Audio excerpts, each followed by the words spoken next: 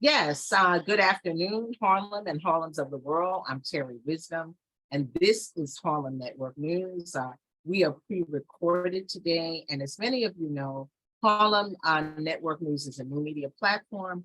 We started at the onset of COVID, and we are still here. We consider ourselves a vital and essential service to assuring that the community is informed and gets news and information. Oftentimes, mainstream media does not really cover what Harlem is, what's happening in Harlem and Harlems of the world.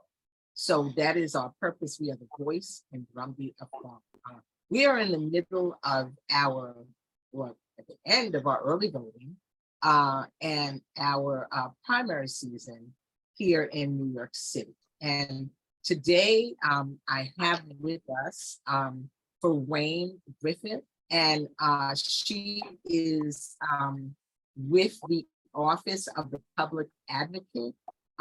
She is the community organizer for Civic and Community Empowerment. So I'm going to really let Pharein herself tell us who she is, and what all of those titles mean, and what the Office of the Public Advocate, who is that, and what does that mean?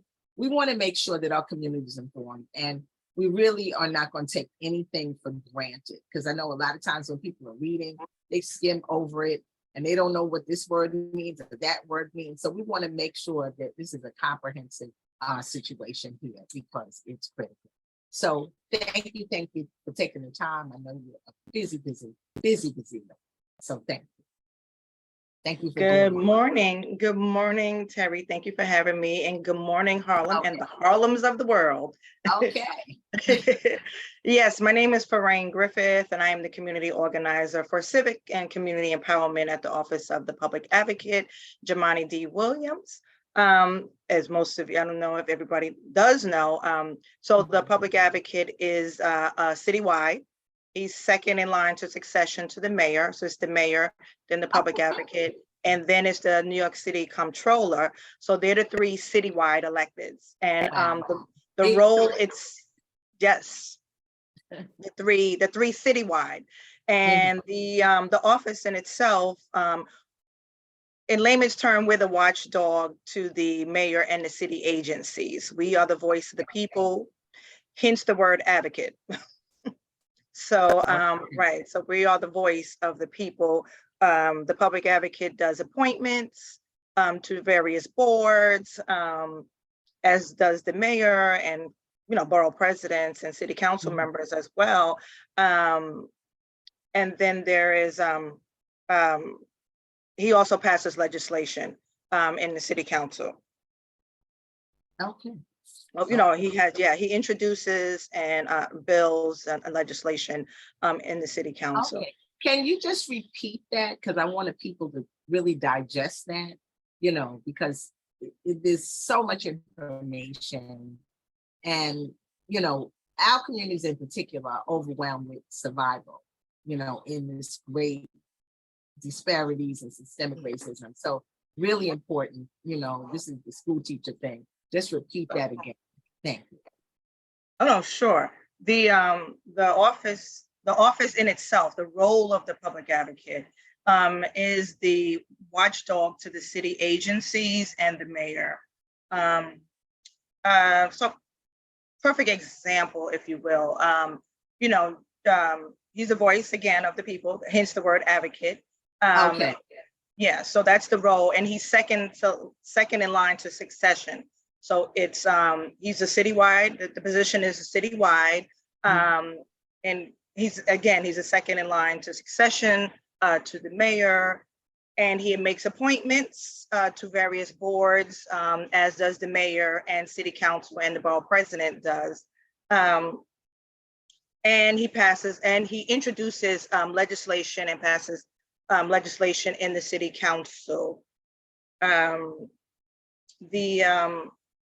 Anything you just want me to repeat that part? Yeah, that's very important, because I don't know that everyone knows about the public advocate making appointments. What kind of appointments does he make? And introducing legislation in the city council. What kinds of legislation has he introduced? And then that gives us a perfect segue, because we know that we're in early voting, which ends on Sunday. And then Monday, folks, there's no voting. It's election day on Tuesday, and that's it. So, and we have candidates, at least here in District 9, which is really kind of Central Harlem and some. We've got a really intense race for city council. So continue, Pharein, just in terms of the kinds of appointments that he makes. That was another point, that he is next in succession, which means if something happens with the mayor, then it's Jumaane Williams who steps in. Our public advocate, many of you have seen him. He is a young Black man, and he was also ran for governor last term. So he's out, and he's very community connected. I believe he's based in Brooklyn, but I know as a young man, he attended Harlem School of the Arts. So this is true.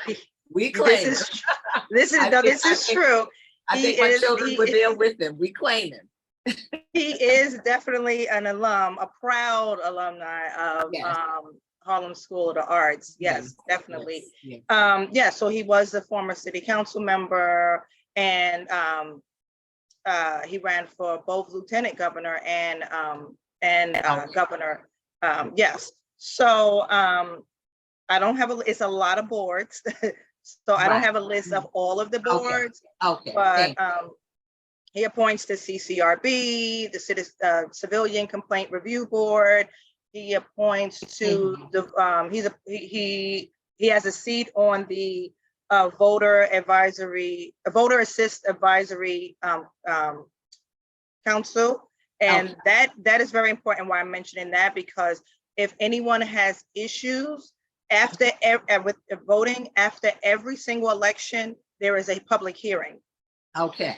And that's how NYC Votes Campaign Finance Board gets to hear directly from the voters and their experiences with voting, whether it was a voter or actually a poll worker. There has been testimonies from poll workers as well.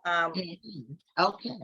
Yes, so I'll just name those. So he has a long list. It's a lot of boards. No, and it's fine. I just, you highlighted some key points that some that I didn't know.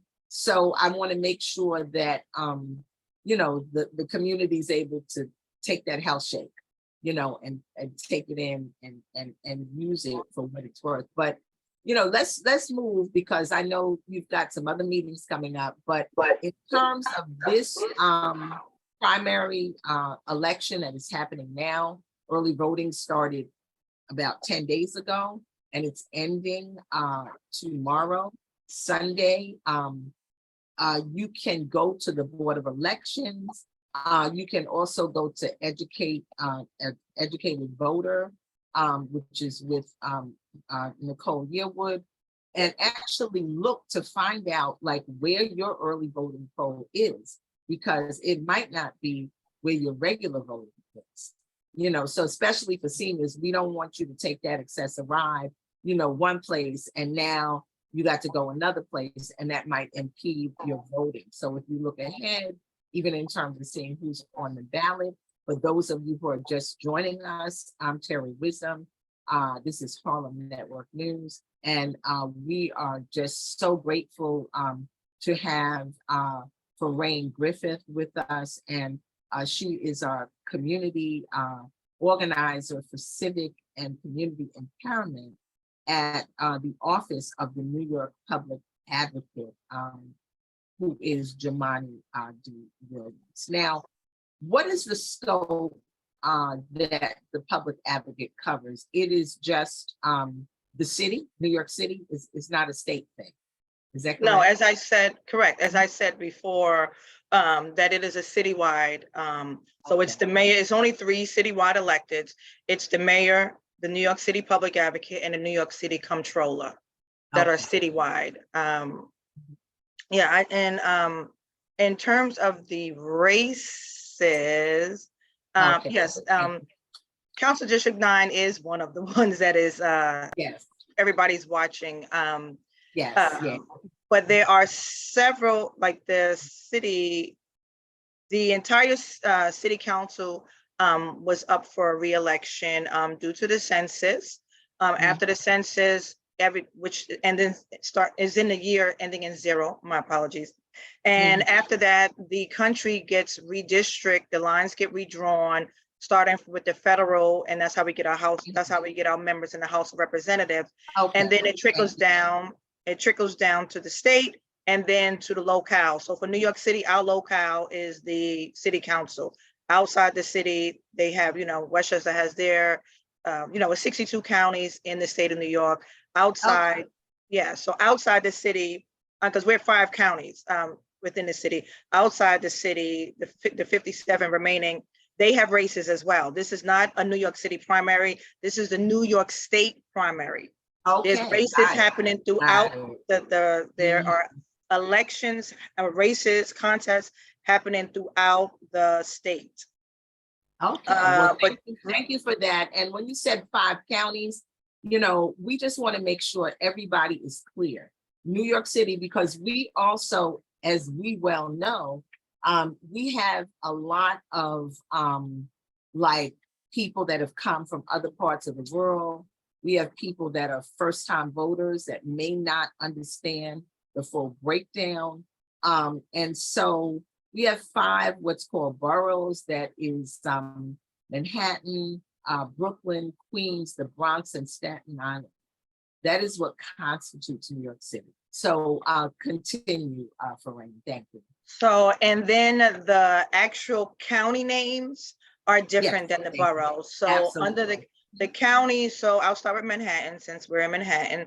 The county, the borough of Manhattan is New York County.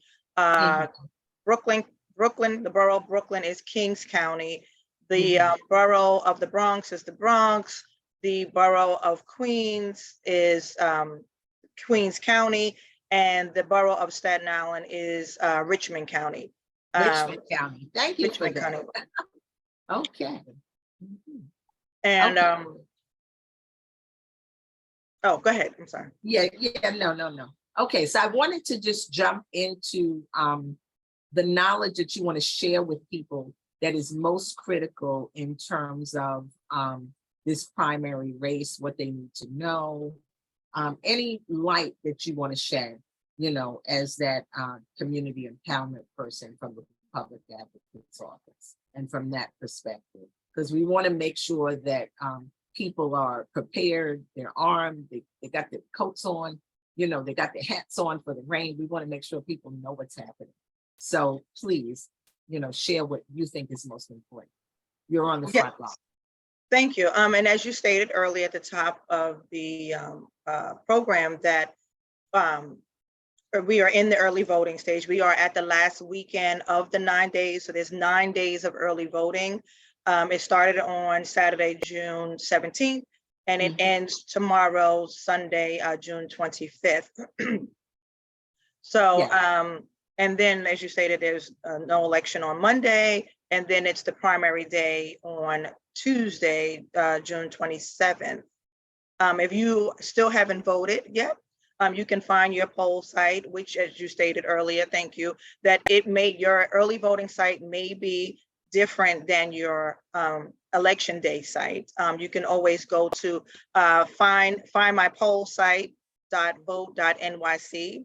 So that's find my poll site.nyc. .vote.nyc. Again, that's find my poll site.vote.nyc to find both your early voting site and your election day site. It gives you both. And it also gives you the accessible entrance for those that have mobility issues. That gives you that, yes, so it's all laid out on there. And you can also view your actual ballot. You can view your ballot in advance of going to the polling site. And you can also check your, you can check on the candidates at, nycvotes.org. Mhm. forward Thank slash candidates. Yes. you. So that's Okay. so that's nycvotes.org/candidates, and you can learn all about the candidates. And I like to always promote the voter guide. Okay. So every eligible voter in New York City, this is every eligible voter in New York City has received this book. They probably didn't realize it, and they probably tossed it in the garbage or it was off to the side. But this has all of the information tailored specific to you and your district. So you're not going to get, if you live in Manhattan, you're not going to get one that says the Bronx. So this has all of the council races that's happening in the borough. And it tells you about the candidates, all of the candidates that's running. And it gives you a little profile that they submit, or, if they submit in time. When did this voter guide come out? When should people have received this by? And that makes a deep dive, but I'm saying for next time, I think it's really, really important because that document is very visual. It's got green and red and all of those things. And I'm pretty clear, like you said, we get a lot of mail and certain things could be tossed, but I don't recall getting that. You know what I'm saying? So I think that, yeah. Yeah, so no, I'm sorry. It was sent out. It's always sent out like a month in advance.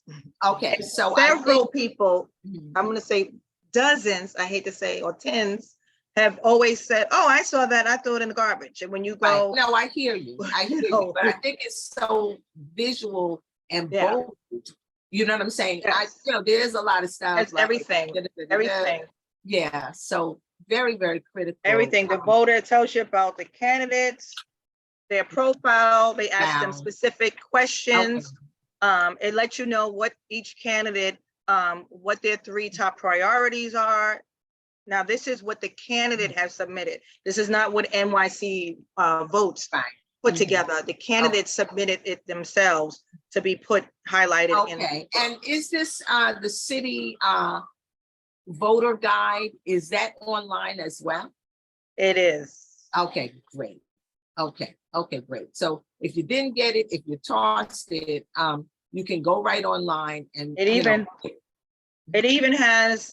shows you how to do ranked choice voting, and it has a sample ballot where you can practice your candidates and how you want to rank them. So it has and it comes in multiple languages. All of it comes in the languages that's under the Voting Rights Act. So all of these things are important when you're receiving them. People always say, "Hi, I didn't know."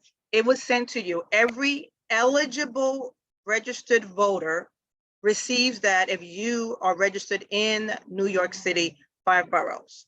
And then the Board of Elections sends out their pamphlet letting you know where your polling site is, where your early voting site, where your election day voting site, and it gives you like a little they have a little fast pass where you can, and it has the dates and times for the early voting, and it gives you a little fast track, like when you get to the polling site where you can skip the information desk, because you have it all in a little key fob thingy, and they just scan it and all your information pops up.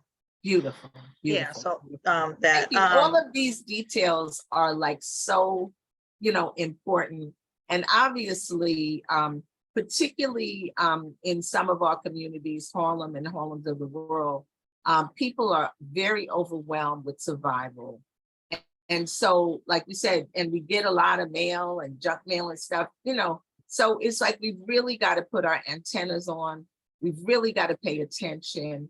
And that's a part of the mission of Harlem Network News. I'm Terri Wisdom, and I'm here with Pharein Griffith, community person from Public Advocate's office. But we really want to make sure that front and center people are paying attention and not discouraged by anything. Don't be discouraged. Get out there. People died so that we can vote. And it's just really important that you engage and that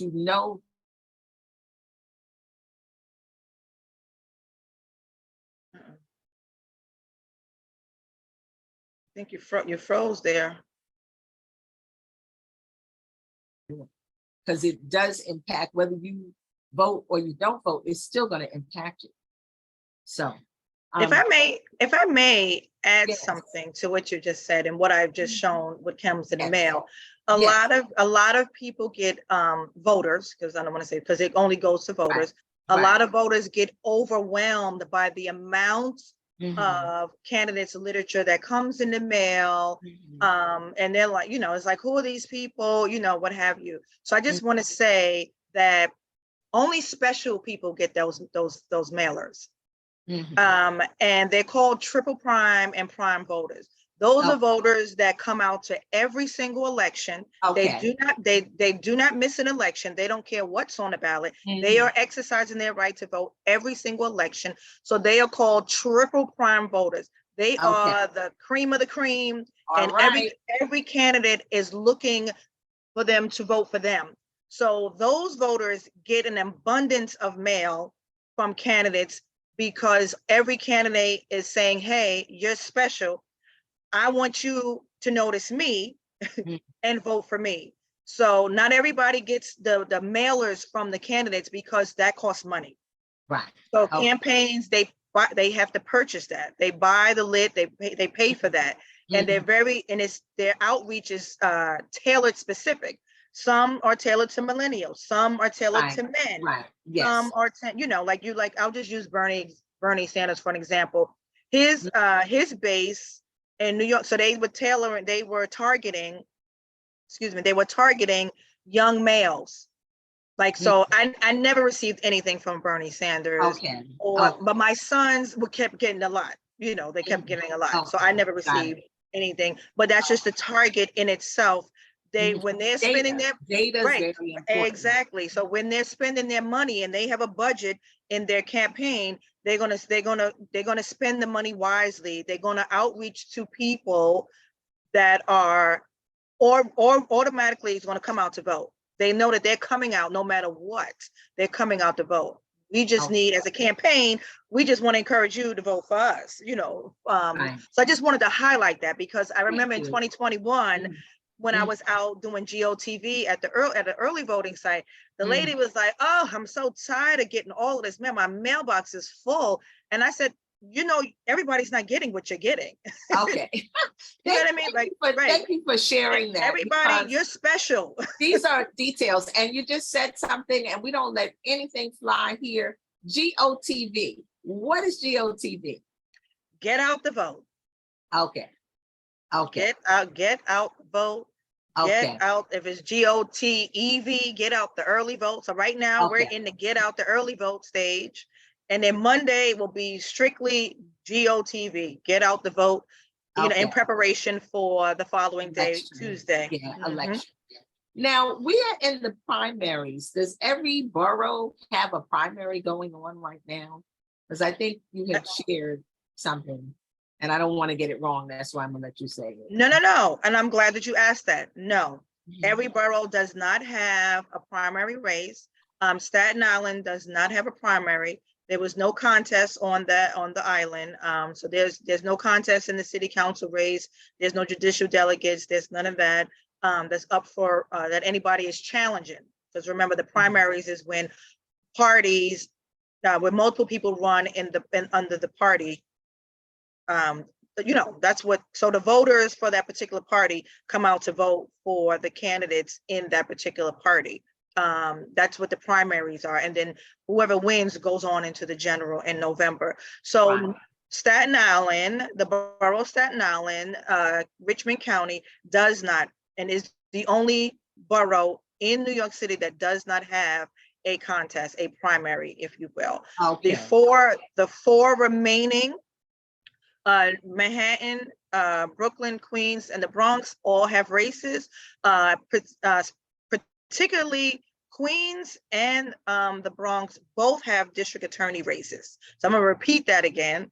So everyone in the borough of the Bronx and Queens should be coming out to vote because there is a district attorney's race, and that is borough-wide. So even if you do not have a city council race because out of the 51 council districts that make up New York City, only 21 actually have races. Mhm. So again, out of the 51 New York City council districts, only 21 actually have races. So if you're living in the Bronx, if you're living in the Bronx, there's only three city council contests in the Bronx, but there is a borough-wide district attorney race. So Okay. everybody should be coming out to vote in the borough of the Bronx, and then in the borough of Queens, they should be coming out to vote because they have district attorney race, and they have several.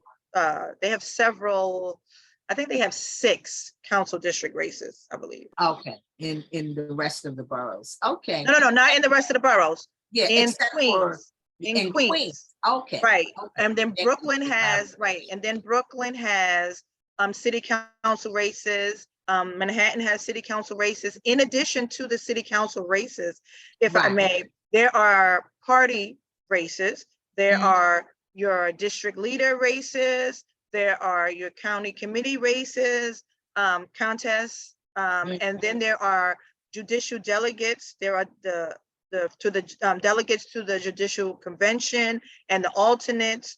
Those are all on the ballot. In addition to judiciary, there are judges on the ballot. Civil court judge is on the ballot. Wow. Right. It's a lot to really keep up with. And I mean, I'm And just it's saying this could be it's a course. and We it's need a all course. it's all in the vote of God. Right. We probably need a course. We need little meetings. We need little coffee sips, that just deal with that, because I mean, obviously, you have to be literate and read to a degree to vote. We know that. However, sometimes a big booklet could be a little off-putting or, challenging. So and if you have questions, so I think that we really need that. I'm gonna just jump to Wait. this. Yes, ma'am. Before you jump, Okay.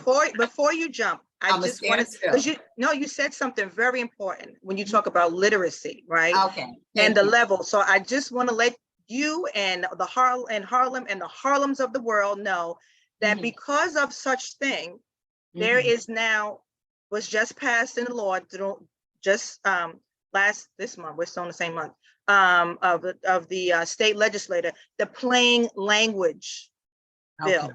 That legislation was just passed Mhm. this session, because the session just ended June 8th. I mean, the assembly did go back, but because of what you just said, and that's Right. very important, Yes. because not Yes. everybody has a high level, a literacy level, and cannot read what is on the ballot, especially on the back of the ballot with the ballot referendums, which are confusing to someone with a high IQ and a high reading level, because you don't know if you, right, you don't know if it's yes means no or no means yes. So I'm happy to say that the plain language text bill has been passed.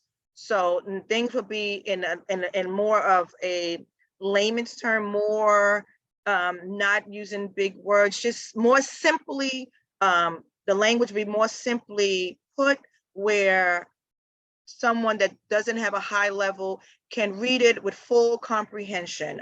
So I just wanted to say that because that's a new bill that was just passed. Yes. So I definitely want to highlight that, because that is the top reason why a lot of people don't come out to vote. Right. Yeah, it's very critical. And as you picked up that big booklet, and I've been doing a lot of work in the schools with young people, and from the pandemic and from just what I call separate but not equal education, a lot of our young people are not reading where they need to be reading. And so that means their parents may not be either. And then we have a lot of people, just based on the whole immigration process here, that are first generation, so that's a very, critical situation, and they may not be, totally acclimate, to the reading process, and it may take time. Now, and are the ballots in other languages as well? Because that's a concern. Yes. So yes, so the ballots are in 11 languages, not in all boroughs. So Okay. the languages is not 11 languages in all boroughs. So like for Manhattan, Okay. our ballots, the Manhattan ballots come in English, Spanish, Mandarin. So it's based on the census data. Got it. Census. Census. It's based on the census data and in alignment with the Voting Rights Act. Mhm. Okay. The Federal Voting Rights Act, right? So, yeah. So in the Bronx, so they have English, Spanish, they have Bengali. So it depends on where the area. What about is. French? Is French a part of it Yes. as well? Okay. Okay. Yeah, it's 11. These are all key points, that could stop folks from voting. You know what I'm saying? Because, and I don't know once you're there if you get an interpreter. You know what I'm saying? So these are some really key and critical points. I do get to get it. I mean, you're touching on stuff that I can't let go. So do. So the Civic Engagement Commission, they're at the polling sites. They've been out doing information. They help with the translation. So they are translators. Okay. So, and they are, again, looking at the data. It's all about the census data, and they're set up at different locations, polling sites. They're outside. They have an orange tablecloth, the Civic Engagement Commission, and they deal with language access. Okay. So, and you can always bring someone with you to the polling site to cast your ballot. They cannot be your boss or your union rep or union president. You can bring your home health aide to help you. You can bring your, for the seniors, they can bring their grandchildren, because oftentimes when English is a second language, the senior doesn't speak the English, they still speak in their native language, but their grandkids, because they've been, in the New York City public school system, that they have speaking English, right? So they're speaking English, right? So they can help translate. Again, you can bring someone to the polling site to assist you with your ballot, and as long as they are not your boss or a union representative or someone from a candidate from a campaign. And if you are also having, if you're by yourself and you don't have anyone, you can always use the ballot marking device. So when we go into the polling site, so these are very important details I just want to share. Thank you. When you go to vote, you have two ways that you can vote. They can give you the ballot in your hand, and you can go behind the privacy booth and cast your ballot, right? But sometimes it's darkly lit. Sometimes the light on the top is not working. Sometimes the magnifying glass is not attached. So then you can go to the ballot marking device. It's a big gray metal machine, BMD, ballot marking device, and all it is an expensive pencil. It will change the font for you, the font size. It will change the language for you. You can change the language on the screen. You can change. It has the ear. It has the device for the sip and puff for paraplegics. They have the rocker paddle. They have earphones. What is the rocker paddle? What is that? The rocker paddle is for people who quadriplegics that may not be able to touch the screen, and it's a rectangular thing, and they get to move it with their prosthetics and so forth, and they can move the arrow up and down, and then they have the sip and puff, which they blow in and they blow in and it moves up to things. So these are for the quadriplegic and paraplegic. So this is super. So, and this is for anybody. This is not for people with this learning. Knowledge is power. So I just want to say, right, this is not a machine that is for voters with disabilities. No, this is that device, that machine, excuse me, the ballot marking device is for anybody. If the line is too long for you to go behind a privacy booth, you can go right there. You put the ballot in, you slide it in, It pulls in, and then let me tell you about the ballot marking device.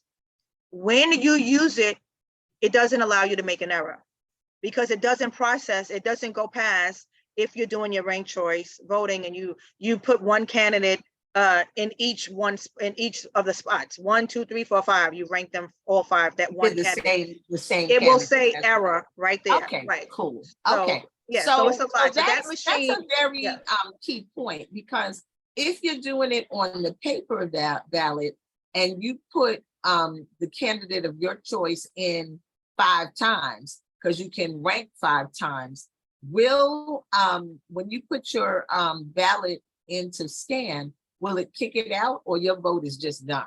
How's that go? No, it will kick it out. Okay.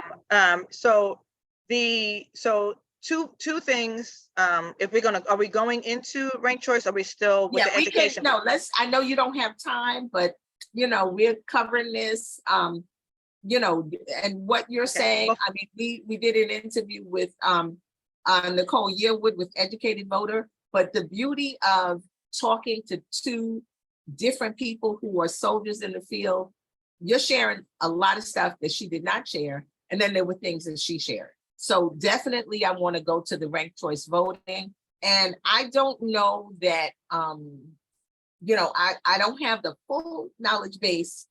I need staff, and then I would have it. And you all are like that staff because you're bringing the information.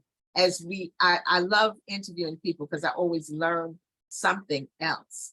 But in our District 9 City Council race, I believe we have some unique situations.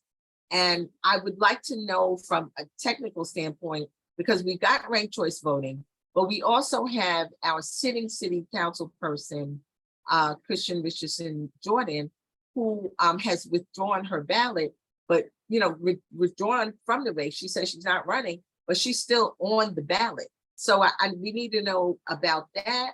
And then we also have 2 people running in our city council race, in the person of Assembly Member Inez Dickens and in the person of Assembly Member Reverend Al Taylor, who are sitting assembly people. So we need to know what happens if a sitting assembly person wins the city council race. What happens to their seat? These are all critical things that impact us. So I don't know if we could go that far. Question. Those are some issues. Yeah. No, great question. So I will start with the former council member of withdrawing her nomination to run.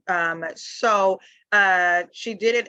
It takes time for the ballots to be printed, and this is important. It takes time for the ballots to be printed, so they go to print early because people who are in the military have to cast their vote by absentee ballot. And people who are not who are not able to vote in person, right? So the military gets their ballots first. There's the military ballot. It says military up on the top. So the ballots were already pre-printed. So there is a deadline in the Board of Election. There is an election calendar. When you are to, when is the time frame to petition? When is the time frame to say that you want to run? When is the time period for you to say, well, you're not? There's deadlines. Starts, and they're hard deadlines. Very hard. They're very hard, and and it's not the Board of Elections rule. It is the state. It's in the law. It's in the election law. So this is not the Board of Election doing something. The Board of Election is following the election law. So the council member Christian Richardson Jordan, which a lot of people know her as KRJ. Yes, she's still on the ballot, and people who are not aware that she has withdrew may very well vote for her, right? Will their votes count? Will their vote get kicked out? What's going to happen with that? So if they're only voting for her, then it will not. She's not in the race. It will be tallied. So let me. I have to separate this, and I want to say this slowly. Okay. it will be tallied, because this is how dead people get to win races. The Okay, votes gotcha, will be tallied. They will be tallied. She withdrew. She does not want to run for re-election. So, and that is not just her verbally saying it. Again, this is under election law.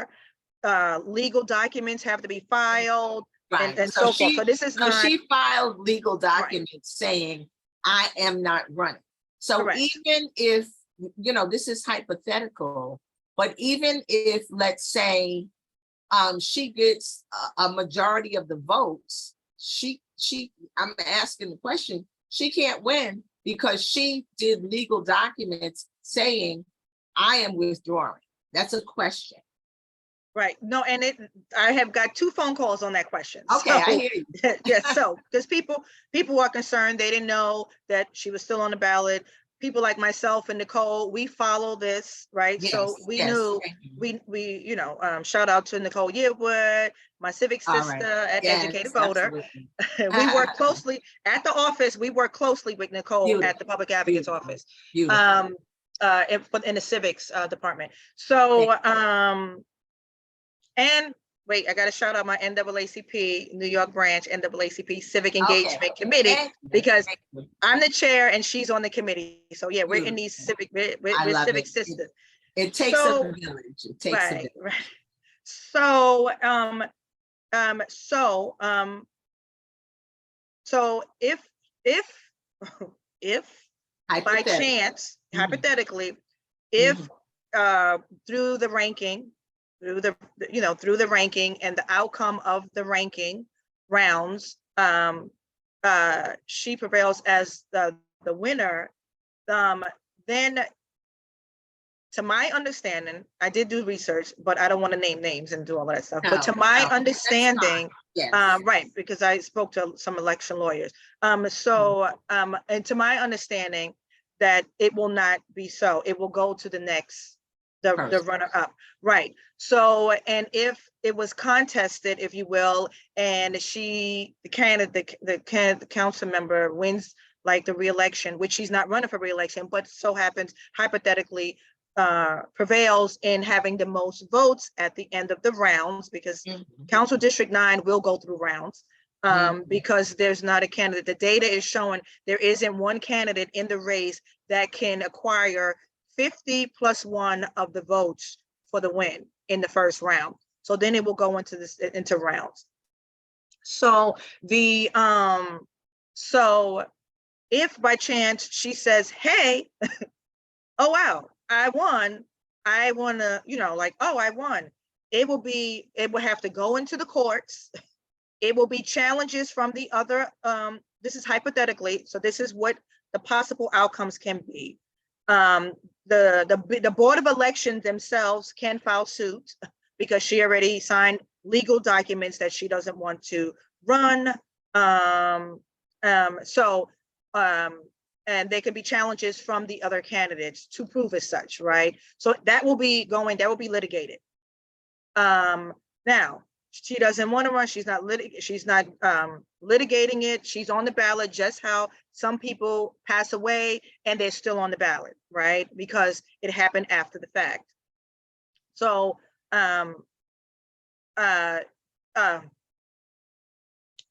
she's still on the ballot, right? Just like when people pass away, and the outcome, it will go to the next runner-up. That is my understanding. I did some research only because, yes, I'm in the space and I work at the office and I cover the 5 boroughs at work, but this is impacting me directly because I'm a voter in Council District 9. So I had to make sure that I knew as a voter what the deal is, and then, passing along that information. I was muted. I said you did your own research. Right, I did my own research. And I raised it. I mean, obviously, we are Harlem Network News and we service Harlem and Harlems of the world, but I thought it was important to raise that issue because it's unique. You know what I'm saying? And people would have questions. And then the next part of the question had to do with sitting assembly people. What happens to their seat if they win? How does that all happen? And then our final question, because I know we're in a time frame, I'd like you to give us some closing remarks or statements, things that you think are important. And I thank you for taking the time. This has been such a robust education and conversation. I appreciate it. No, I'm happy.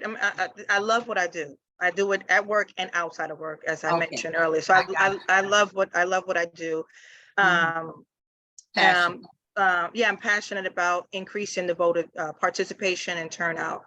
And changing our city, changing the trajectory. Right, and people don't realize that. But voting is one of them. And then I want to say this, I'm Terri Wisdom, this is Harlem Network News. It's not like, oh, you come out and you vote and then you never do anything else. Like you don't get involved, you don't follow what's happening. You know, it's a that's part of my closing. Yeah, you got to do that. So go ahead. So in regards to the assembly members, if one of the current assembly members prevails to be the winner, nothing happens. They're still the assembly member until January of 2024. So they're still the current, right? So then they're still doing their work as that term. Right. They finish out their term, and this is so how people don't realize that there is an election every year. This is part of my closing, but I just want to mention it because this is important. This with the assembly race, because you asked a very good question asking that, right? So because the assembly runs, their elections are during the even number ending year. A lot of state assembly and state senate, they're able to run for city races because those are on the odd years.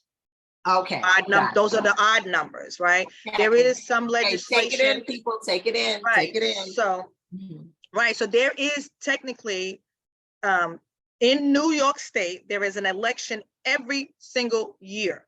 There is not a year. There's at minimum 2 elections per year in New York State. The primary in June and in November. There may be a special election. So that's why I'm mentioning this, because that ties into what you asked me. So what would happen in January? Because now they have to vote whoever is the presumed winner. If this is right. If hypothetically, yes. If one of the assembly members victoriously wins the council race in January, they will have to vacate their seat. So they will now put in legal documents to vacate their seat, and then you froze just a little bit. So I think it's on your end because you're free to have a look. Okay. So they will vacate their seats. There's legal documents to vacate their seats. None of this is word of mouth. This is all under the election law. Gotcha. They will vacate their seats. And then there will be either 2 things. Either they can be an appointment by the governor, or there can be there's a committee to fill vacancies, right? Each county, and they're on the ballots also. When you're doing petitions, they'll be on the ballots to say, hey, these people, Pharein and Terri, they're going to be on the committee to fill vacancies in case. So that's part of what county committee does. They get together as the county, whichever party, it doesn't matter. Every party has their own bylaws, but the system in itself is primarily the same. Right. They get together and they vote on who is going to be the next person to get onto the ballot in the special election. Okay. And so that's right. Just for example, and I might have it a little sketchy, but for example, I believe that when Brian Benjamin became the state senator, I believe that was like an appointment for the county committee.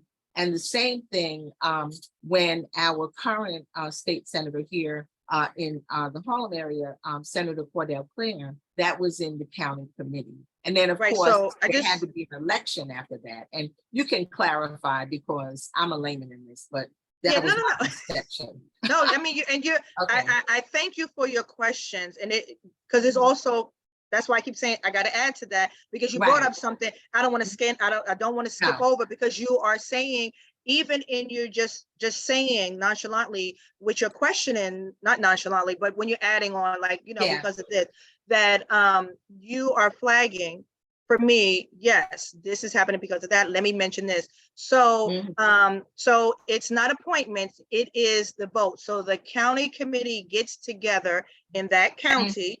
whichever party it is, they get together as a county. And Okay. these are elected and appointed members. So right now, as I Got it. mentioned, on the ballots right now, there is Brooklyn and Bronx and Queens have district attorney races. There are city council races. There's judicial candidates, civil court and other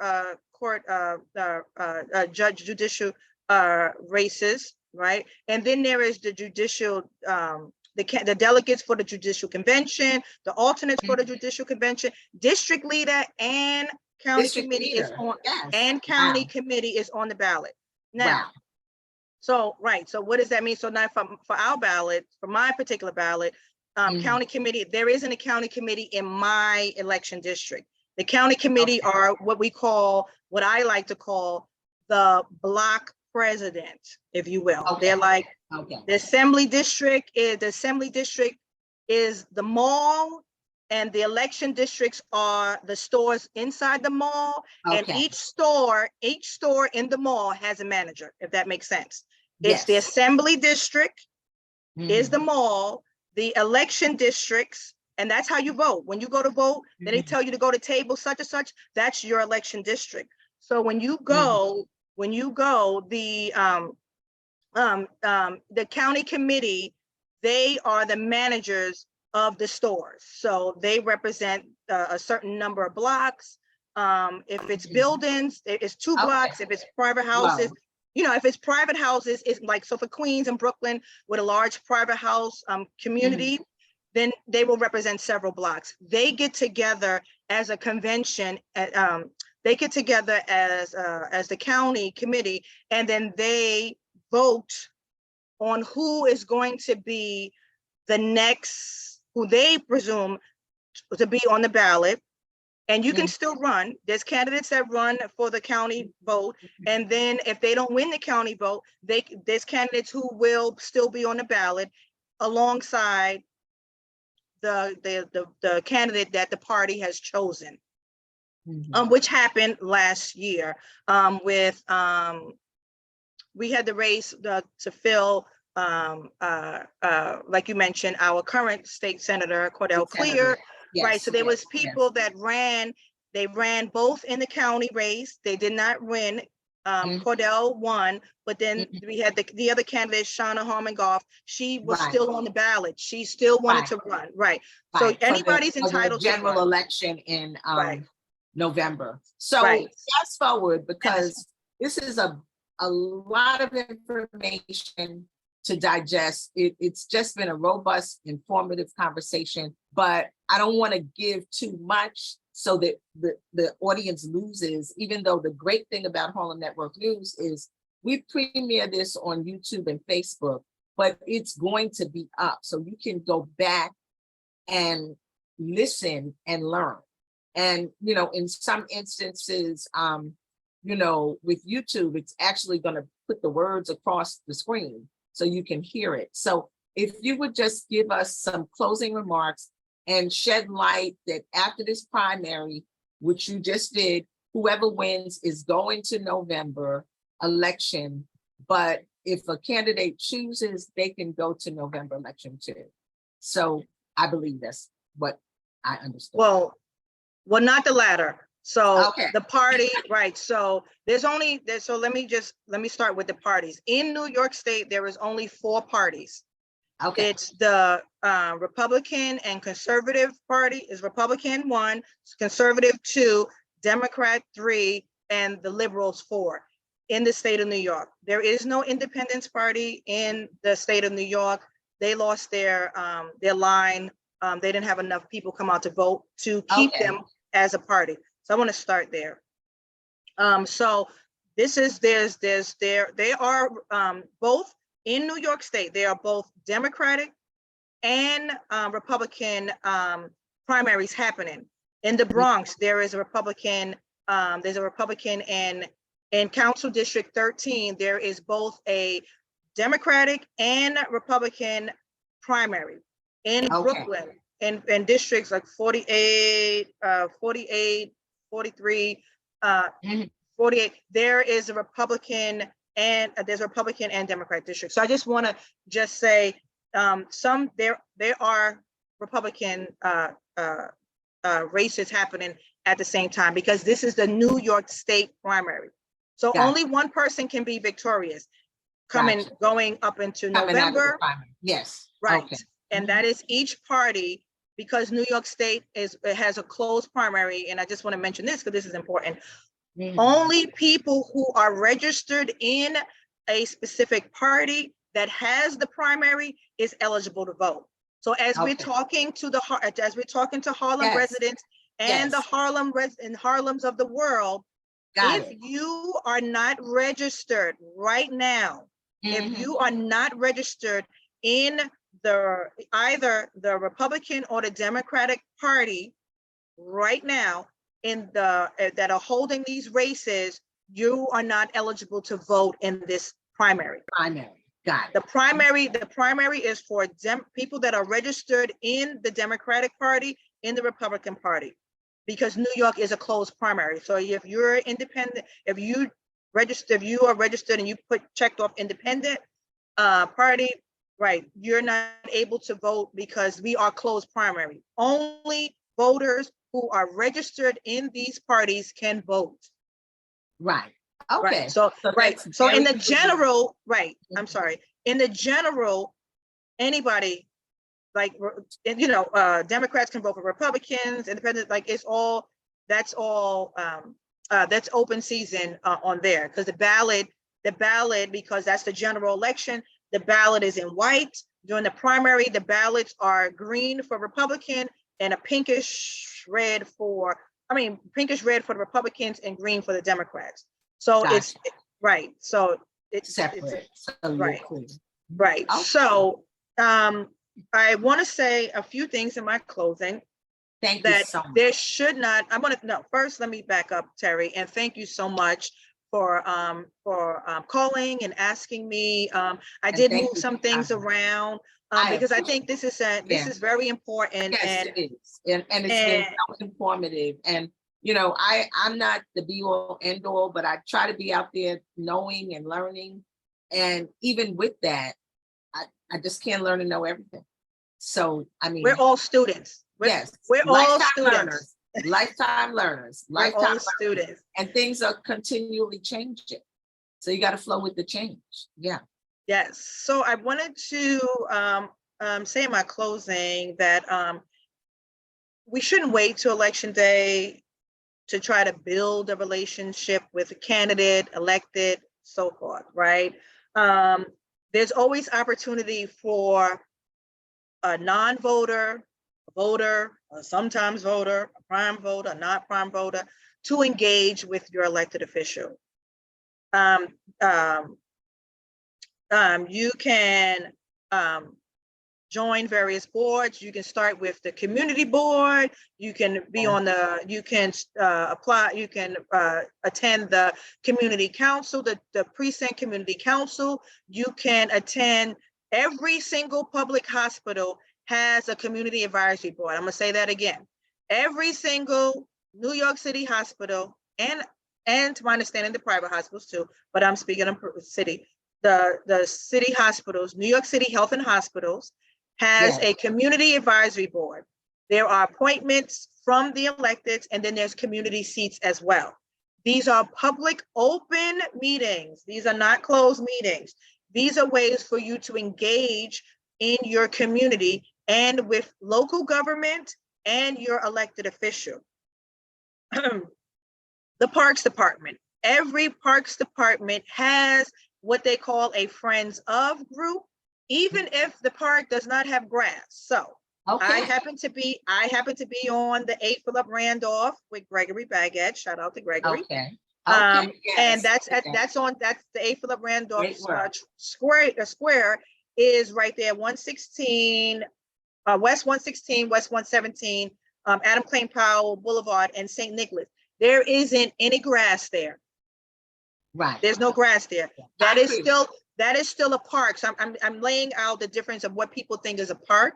That is part of the New York City Parks Department. That space, that is part. So these are ways for you to get involved with your community, with your electeds.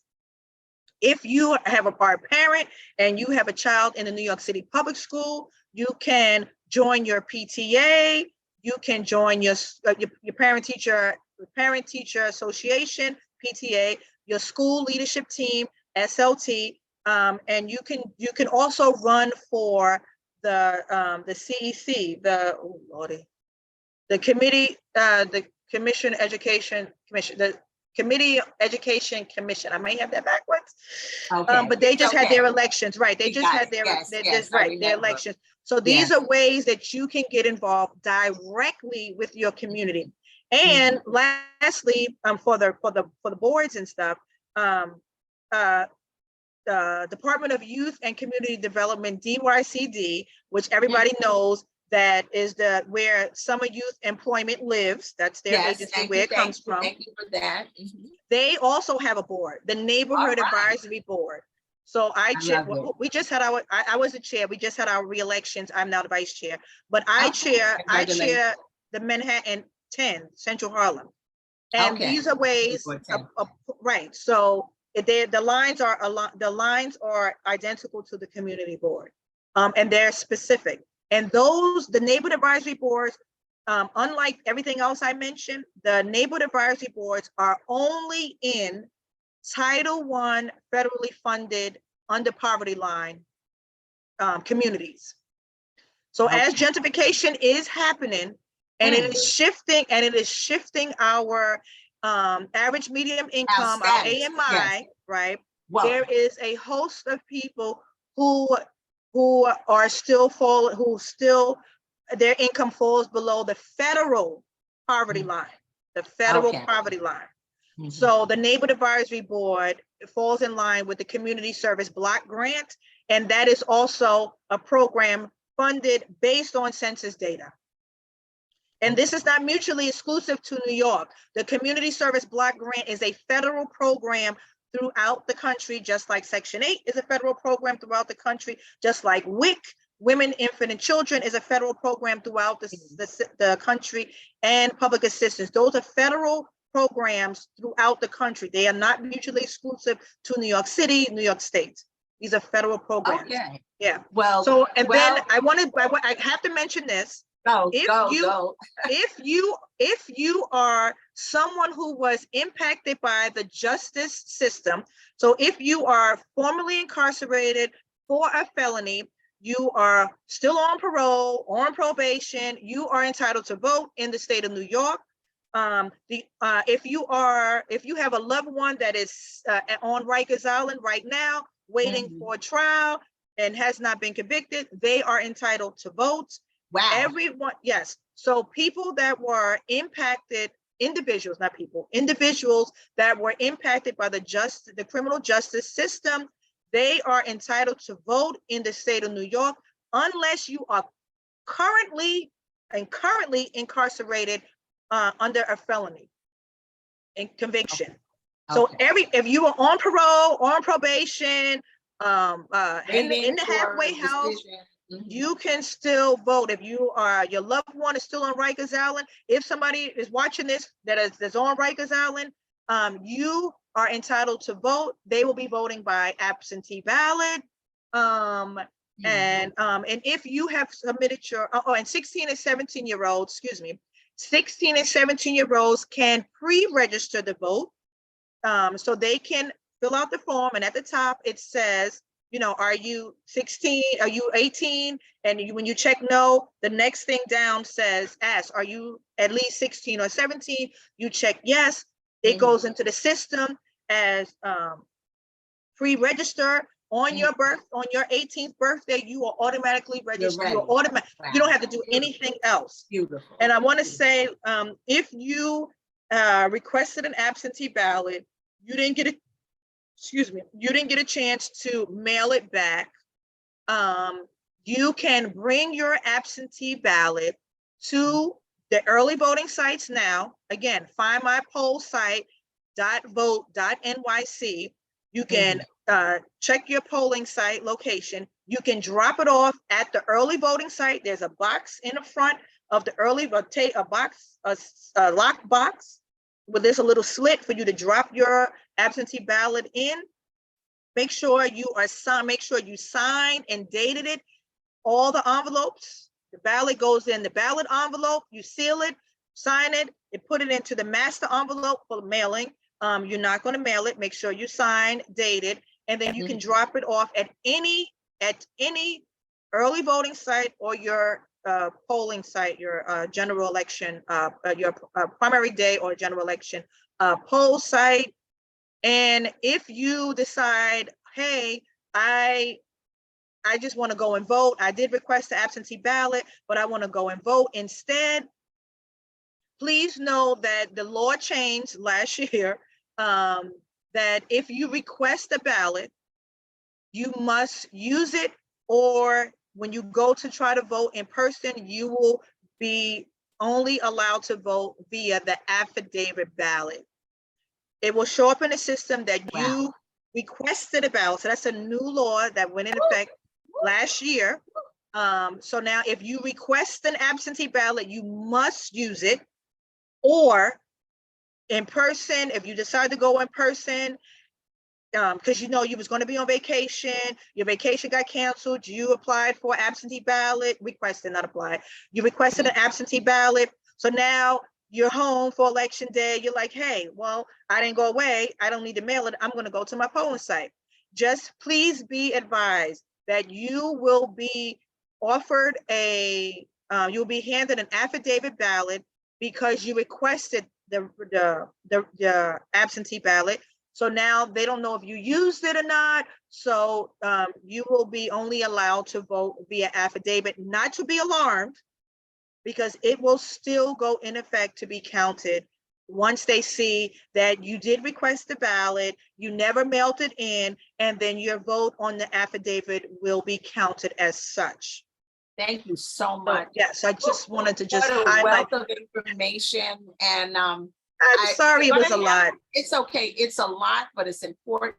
I'm glad we have it. I'm glad people can look at it. They can hear it.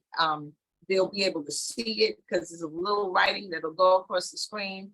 But this is like just a wealth of information. And I believe that we're not going to, because of the ranked choice voting, I don't know that we're going to know like right after election day who won the election.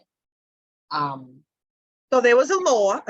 So they will be tallying, right? So this, remember, ladies and gentlemen, the lawmakers, our state legislator, our city council members, our members in Congress, they are lawmakers.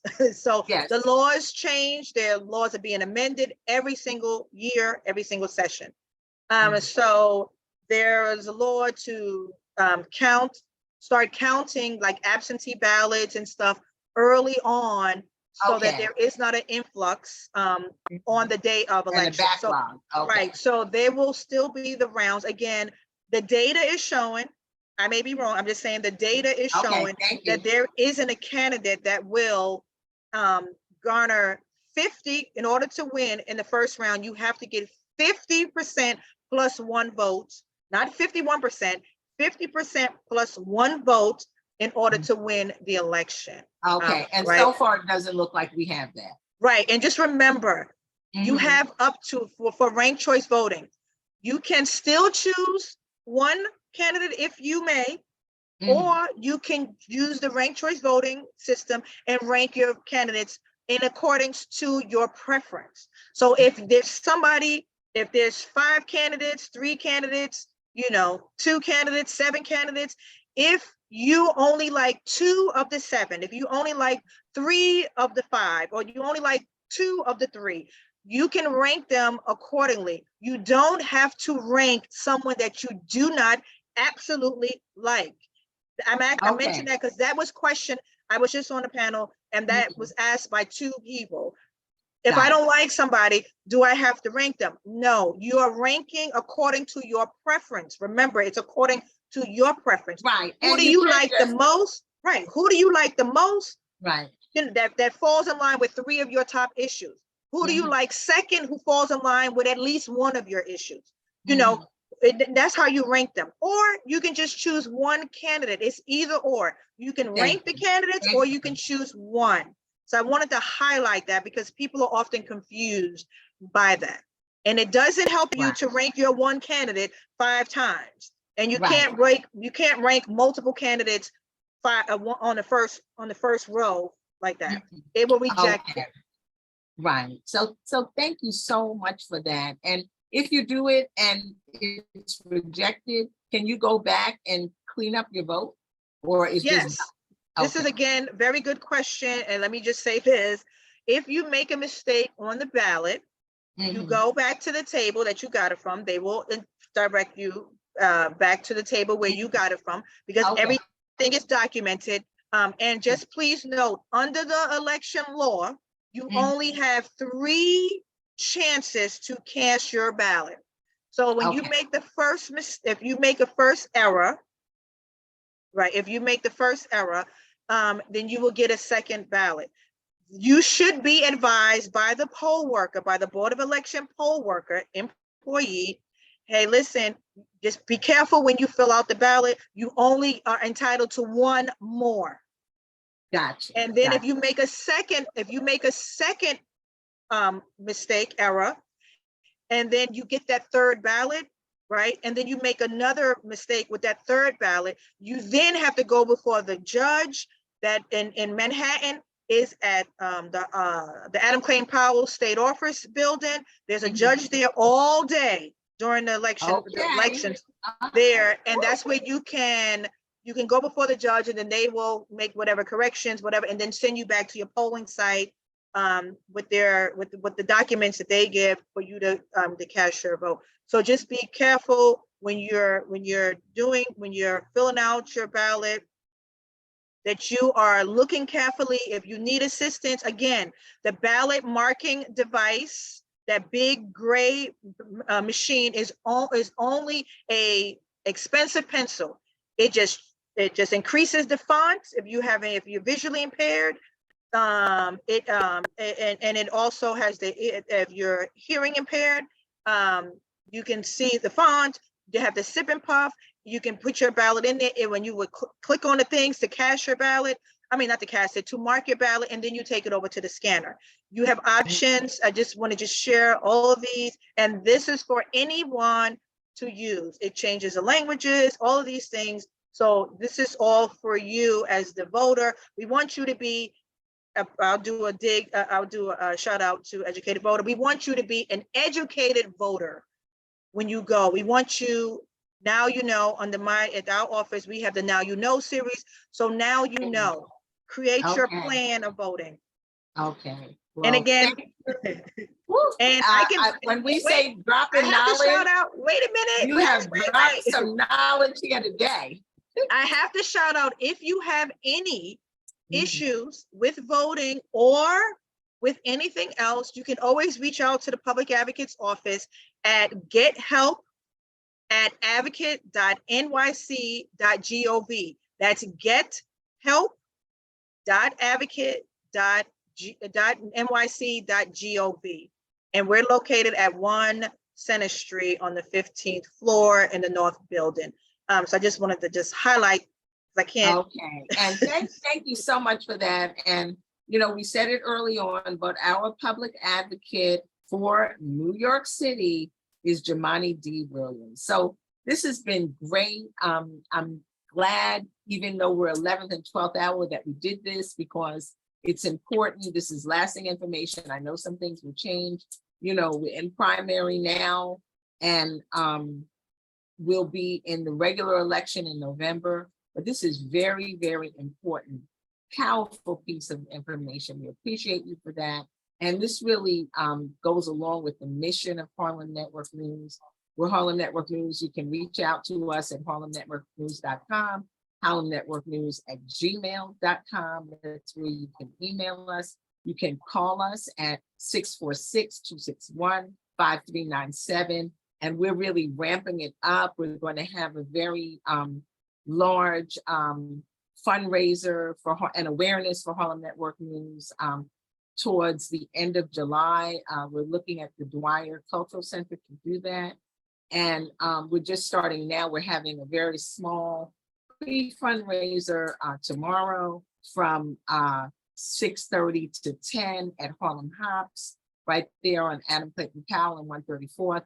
And really, we're getting ambassadors to do that. So thank you, thank you, thank you. And I am seeing something in the chat. Let me put my glasses on. Because I was just saying, but I just okay, thank you. Yes. So if anybody wants to reach me directly to do a workshop, a presentation, yes, yes. I'm P Griffith, P as in Pete, Pharein, P Griffith at advocate.nyc.gov. Okay, well, you're prepared for your job because you brought a wealth of information. We appreciate that. And we definitely will stay connected and get out to vote. And once again, quote, be an educated voter.